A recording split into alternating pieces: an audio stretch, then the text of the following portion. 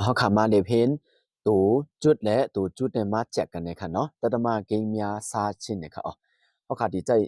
1.246แจกจอม0.2เนี่ยค่ะเนาะอ่อนนั่งสุดเขามาลายให้มันเป็นตูส่วนขันเอาไปเก่งขนาดเนาะ1.246แจกจอม0.2เนี่ยค่ะอ๋อเขาขาดดีแจกเอาไหนเขาขาดลายตูตั้งใจให้มันเป็นตูเตรียมค่ะอ๋อ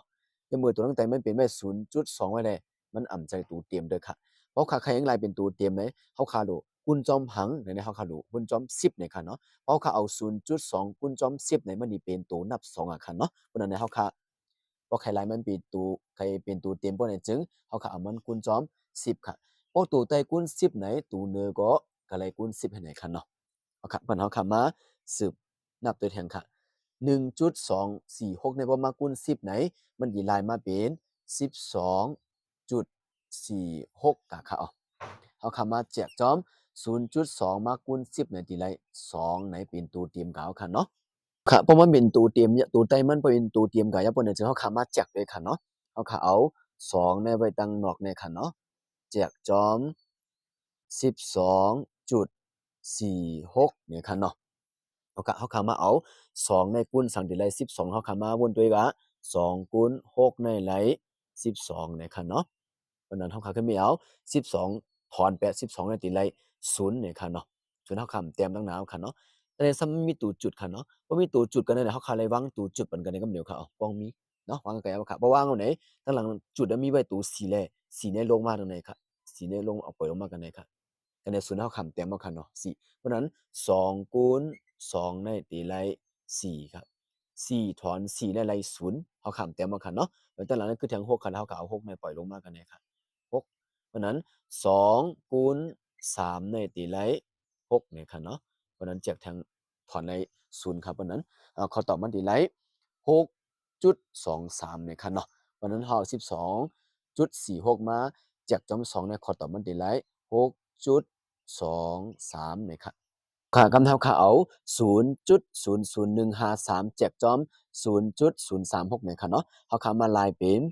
ตัวส่วนอันตั้งค่ะเนาะ0.00153แจกจอม0.036เนี่ยค่ะเนาะเอาค่ะวันเขาคำมาสืบในเพียงตัวตั้งใจในให้มันเป็นตัวเตรียมในค่ะเนาะในเมื่อมันมีไว้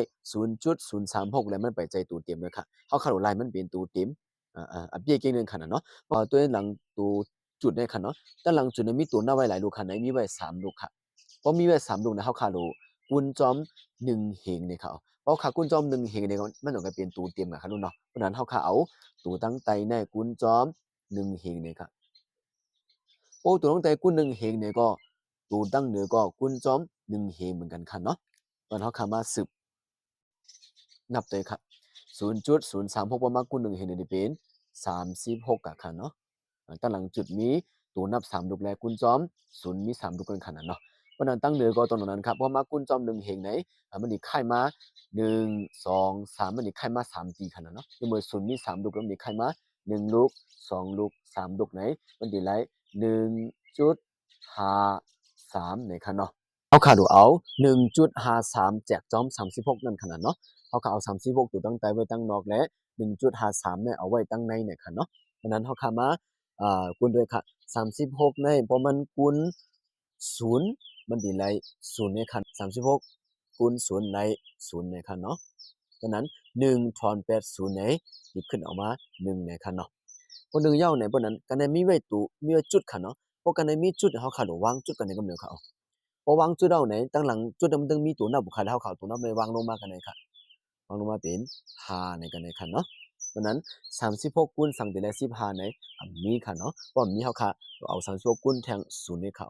36คูณ0ในตีไร0ในค่ะเพราะนั้นเขาก็เอา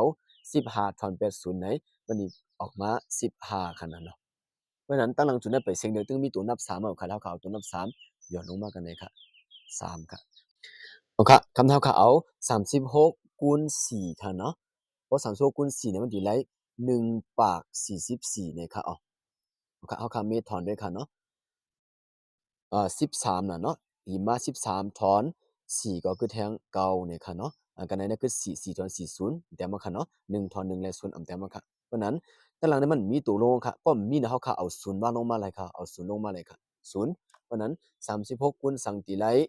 90ในมีค่ะเพราะนั้นเฮาค่ะเอา36คูณ2ค่ะเนาะเพราะ36คูณ2เนี่ยมันตีไร72เนี่ยค่ะ72เนี่ยค่ะเพราะนั้นเฮาค่ะเอา90เนี่ยถอน8 72ค่ะเนาะพอเอา90ถอน0นี่ไร18มาเนาะออกมาค่ะ18ค่ะ เนาะ18ครับเราใครสิบเตรียมกันในคันเนาะออกมา18ในคันเนาะแล้ว18แล้วกันในไปเฮาขาขึ้นมีกันในมีจุดแล้วคันในโปอำมีตัวหน้าบ่ไหนกันในมันวางศูนย์ลงมาเลยข้างในอ๋อวางศูนย์ลงเป็นปัก80ก็เอาคันเนาะเพราะนั้น36คูณ2สิได้ปัก80เนี่ยได้36คูณ5เนี่ยคันเนาะสิได้ปัก80เนี่ยครับเพราะนั้นจะถอนกันได้ศูนย์ไหนมันมีเอาแข่งขันเนาะเพราะนั้น